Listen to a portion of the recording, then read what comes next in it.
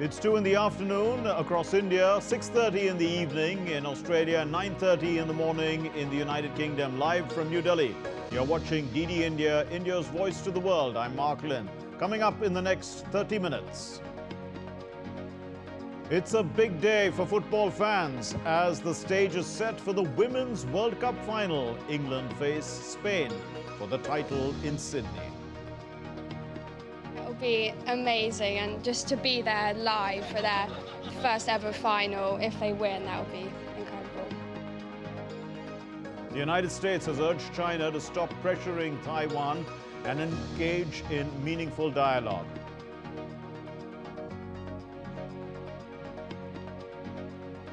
Diplomatic efforts are underway to end the political crisis in Niger. The junta leader says he's open to dialogue and a transition back to democracy. In the U.S., a state of emergency has been declared across most of Southern California as Hurricane Hillary approaches. Cancelled flights and power outages are expected.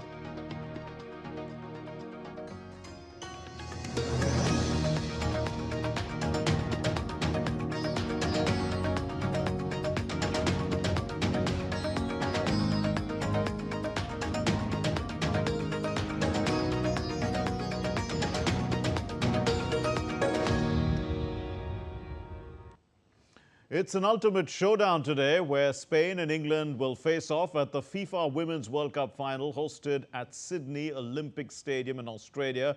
England fans took to Sydney's beaches, cheering and chanting, decked in jerseys, scarves and draped in flags. Spain's players signed autographs and took selfies with fans ahead of the final, which will crown the new world champion. The tournament has broken attendance and TV records and has raised interest in the women's game.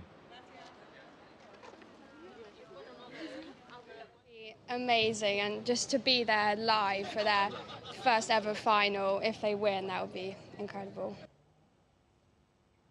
Tens of thousands of Israelis have protested again in Tel Aviv against the government coalition's proposed judicial overhaul.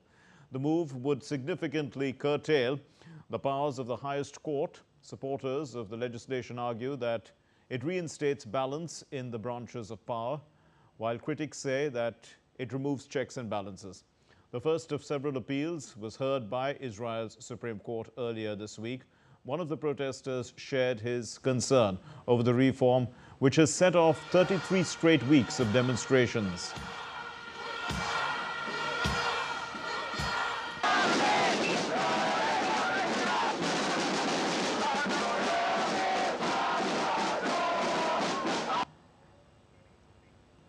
The second and final deboosting operation of India's moon mission Chandrayaan-3 was successfully completed on Sunday morning. Scientists at India's space agency ISRO closely monitored this critical phase ahead of the spacecraft's landing on the lunar surface.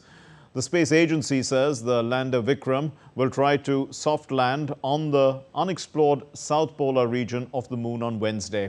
A successful moon landing will be historic for India, making it the fourth country to have achieved this feat. Chandrayaan-3 was launched into space from the Satish Dhawan Space Center in the southern Indian city of Sriharikota on July 14. Meanwhile, Russia's national space agency Roscosmos says an abnormal situation has occurred with its Luna 25 spacecraft.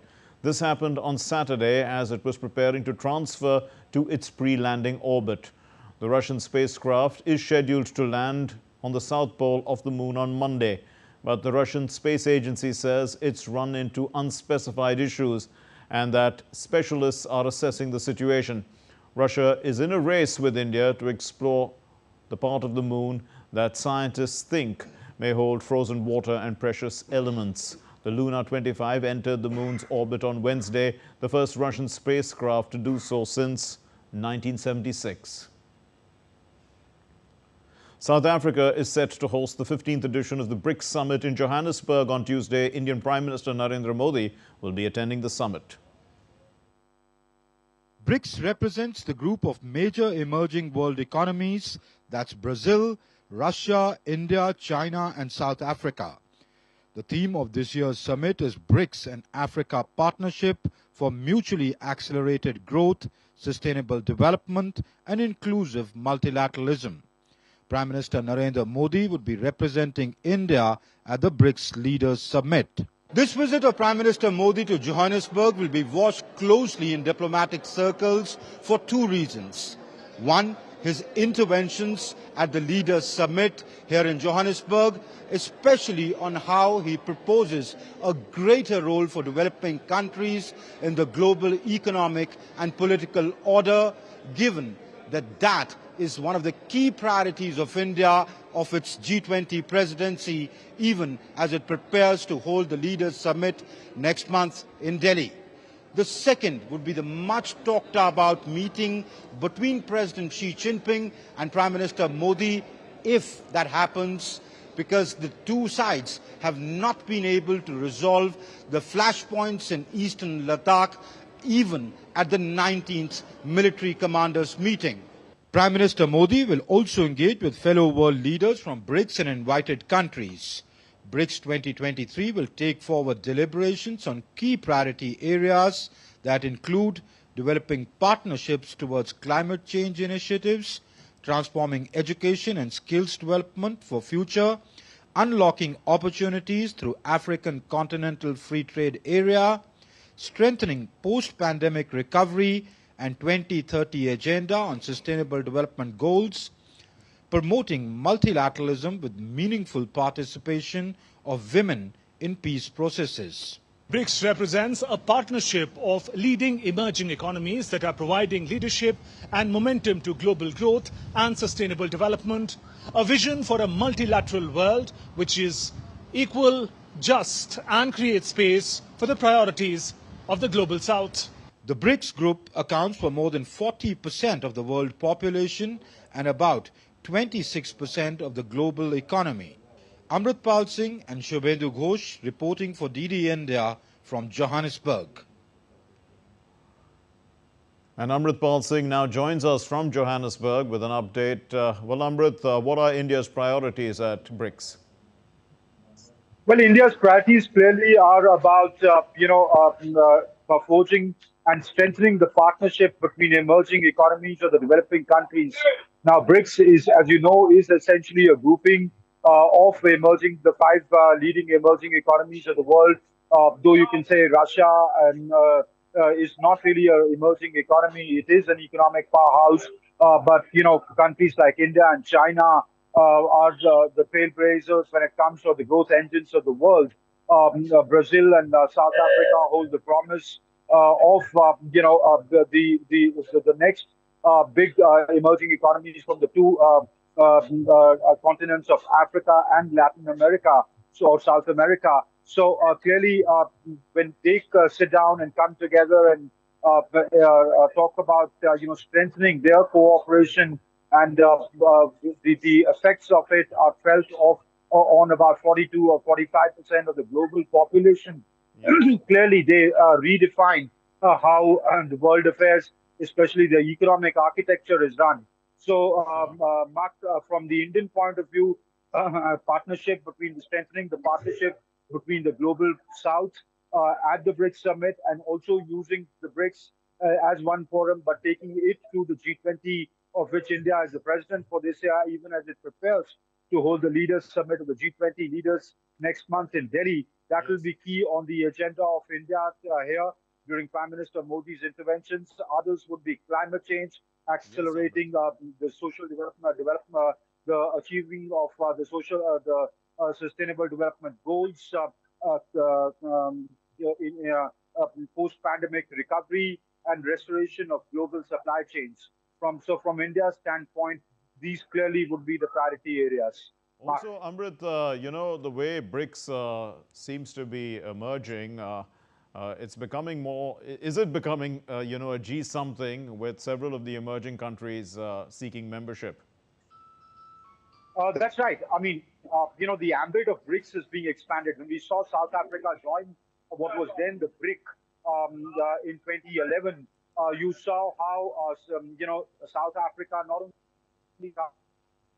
African continent benefited from it with trade with intra BRICS trading significantly increasing for South Africa, one, but as a gateway to the African continent, by extension, the rest of the African countries. Now, countries like Saudi Arabia, Iran, Indonesia, United Arab Emirates, etc., have shown interest in joining, BRICS. That would be discussed here. Of course, everybody is not on the same page when it comes to,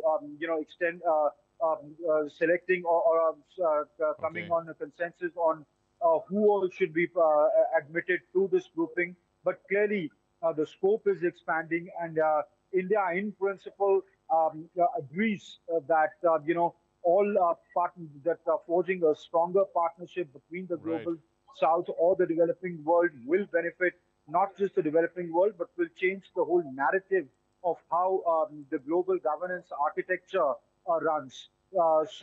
Yes, it is, by expanding, you can call it an expansion on the lines of G something, Mark.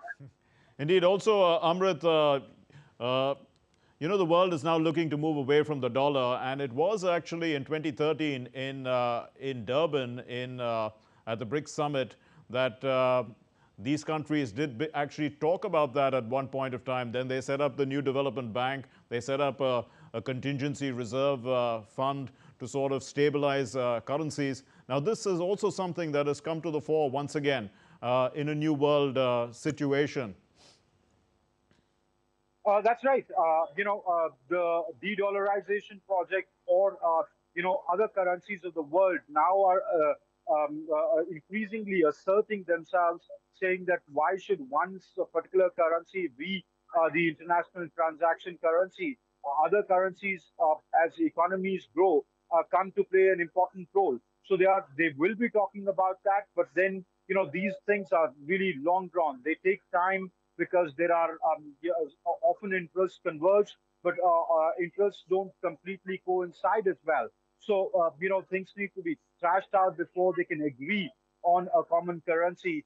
For example, China can have reservations about Indian currency. India could have reservations about the Chinese currency. But as geopolitics changes, as the sanctions on Russia increase from primarily the West, it is looking at an alternative system and would want to give it a push. So yes, it will be up for discussion, but we may not expect a solid development this time around in terms of any announcements on that. But yes, it's work in progress, and they would be talking about how this mechanism could be strengthened and how these countries could cooperate and build a currency that is apart from the currency which is used by the developed world, and how as an alternative currency to strengthen partnerships, to strengthen financial flows, something needs to be worked out. Mark. We'll leave it there. Amritpal Singh joining us from Johannesburg. And coming up, Taiwan says that 25 Chinese Air Force planes crossed the median line in the past 24 hours.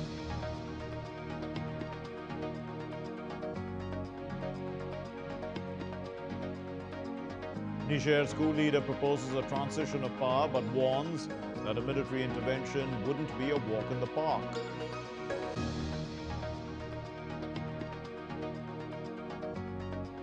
And people living on the coast in Southern California prepare for Hurricane Hilary.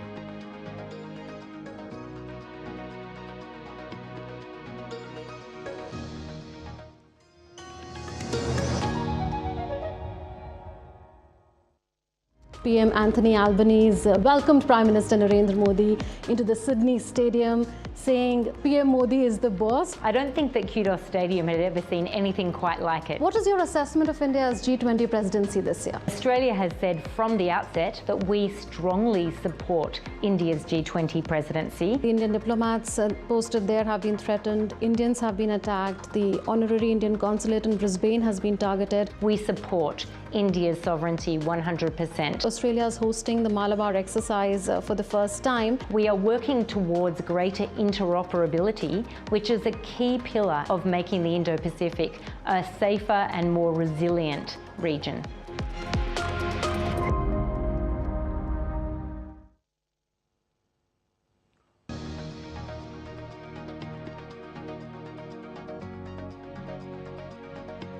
Welcome back. You're watching DD India live.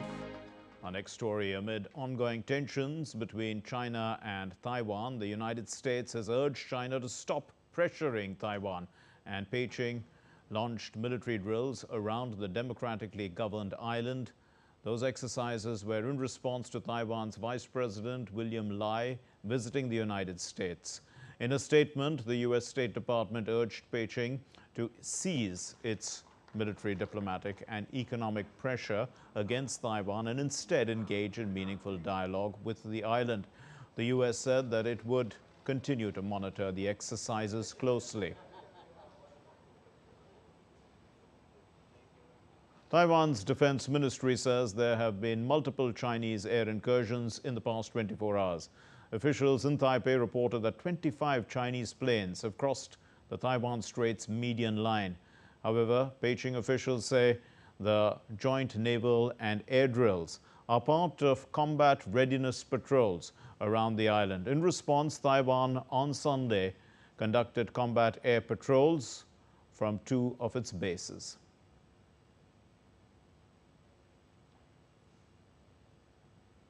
The coup leader in Niger has proposed a 3-year transition to civilian rule after meeting a delegation of West African leaders. Abdurrahman Tiani warned that any attack on the country would not be a walk in the park for those involved. Speaking on national television on Saturday, he gave few details on the planned transition of power, only saying the principles for the move would be decided within 30 days at a meeting to be hosted by the ruling military council.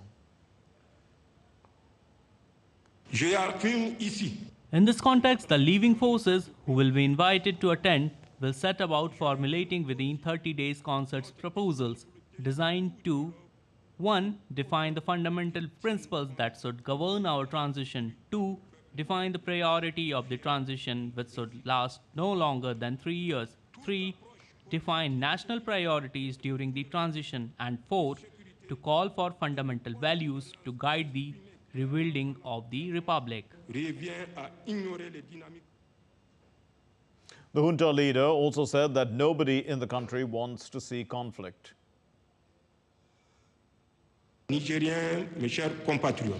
Nigerians, my dear compatriots, I hereby reaffirm that our ambition is not to seize power.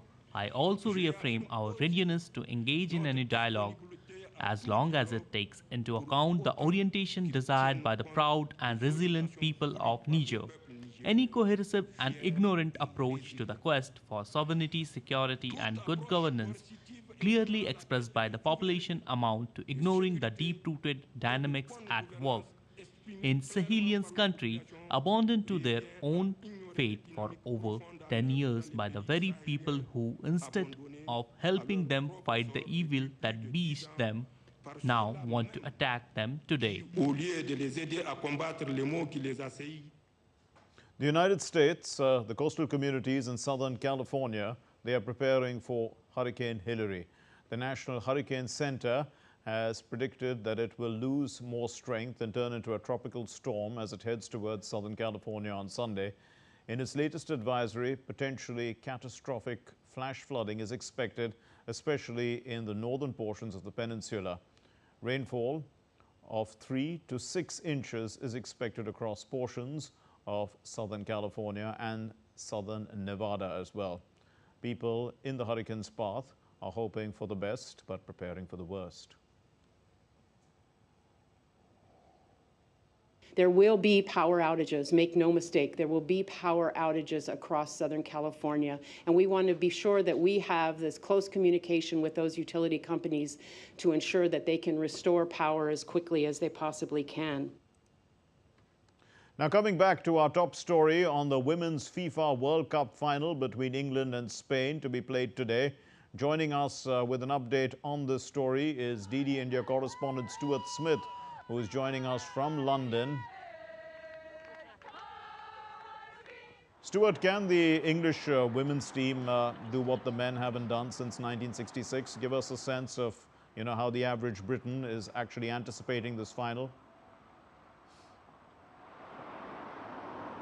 Yeah, everyone walking through these doors at this pub in South London believe they can. They're citing a previous victory in the European Championships where this similar team won the trophy, proving they were the best European team, and they hope that that will be the exact same again, that England will once again show they're better than Spain. It's expected, though, that the team, according to the people I've spoken to entering here, they're hoping the team will do it in a less exciting fashion than I think we saw at the World Cup in 1966, when the men had to go into extra time to secure their first World Cup win. The nerves are extreme amongst the people I've spoken to about how this will happen. I think a more stable, reassuring, systematic approach to winning would be preferred here. But yeah, everyone's ready for whatever it may hold. Well, Stuart, Spain has been quite dominating throughout the tournament, and on football terms, analysts may say that they go into the final as favourites. Yeah, that's right. That seems to be the consensus here in the UK as well, that Spain is the team more likely to win, based on a few metrics that give a guide to how successful they've been throughout the World Cup so far. For example, when it comes to passing, Spain have completed 84% of the passes. That's higher than any other team that's played over the last few weeks in Australia and New Zealand. Also, in terms of successes there, they lead in terms of the number of most passes completed. But it's not a given. There is still a chance that England could win, and so it's still something that will be an interesting game to watch. Stuart Smith, thanks very much. Now, sticking with sports news, a packed stadium welcomed Brazil's forward Neymar Jr. to Al Hilal on Saturday. Fans roared as the Brazilian entered the stadium to lights, music and pyrotechnics. In the warm reception that he received, he's their new star player. After being introduced to fans, Neymar watched from the stands as his new club Al Hilal drew 1-1 at home against Al Fayha. Neymar signed a 2-year contract with the Riyadh-based club after spending 6 years with Paris Saint-Germain.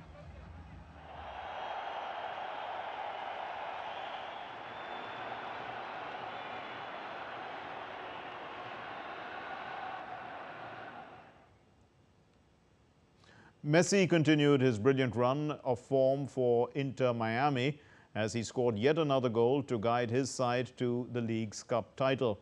Inter Miami defeated Nashville on penalties after the match ended 1-1 in regulation time. Messi scored an impressive goal in the 24th minute of the match, and later he converted his penalty in the shootout. This was the 10th goal for Messi in 7 matches. He received the ball just outside the penalty box and unleashed a brilliant shot which flew into the top corner. The 7-time Ballon d'Or winner was named player of the tournament, which includes teams from MLS and Liga MX. A Wimbledon final rematch is on the cards at the Western and Southern Open after Novak Djokovic defeated Alexander Zverev in the Cincinnati semi-finals on Saturday night. The 36-year-old overcame Zverev 7-6, 7-5 in a baseline slugfest under lights at the ATP Masters 1000 event, where the 23-time major champion Djokovic will next clash with the world number 1 Carlos Alcaraz for a 4th time. Earlier, the top-ranked Alcaraz erased a match point in the 2nd set and rallied past unseeded Hubert Hurkacz 2-6, 7-6, 6-3 in the first men's semi-final on Saturday. The 20-year-old Alcaraz is the youngest Cincinnati finalist since 19-year-old Pete Sampras in 1991. He will try to become the youngest champion since Boris Becker won at 17 in 1985. In the women's singles, Coco Gauff will play for the title on Sunday night after upsetting the top-ranked Iga Swiatek 7-6, 3-6, 6-4. She will face Karolina Muchova who overcame the number 2 seed Arnia Sabalenka 6-7, 6-3, 6-2. Well, that's all we have in this edition of DD India Live. But let us know your thoughts on the news of the day. And you can connect with us on Facebook, on X, and also on Instagram. And we'll be back with more news as it breaks here on DD India. I'm Mark Lynn from all of us here. Thanks for watching. Namaskar.